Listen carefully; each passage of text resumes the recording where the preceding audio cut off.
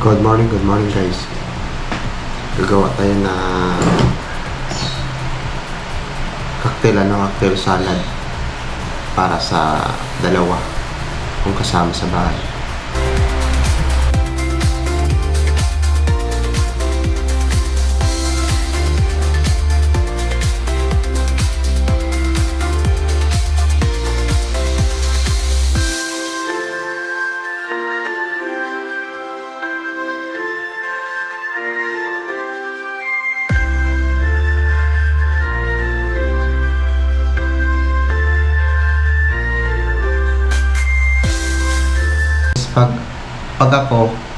Pag ganito na yung gamit ko, hindi na ako dumadagdag ng condense. Bali, yung ginagawa ko, hanin na lang.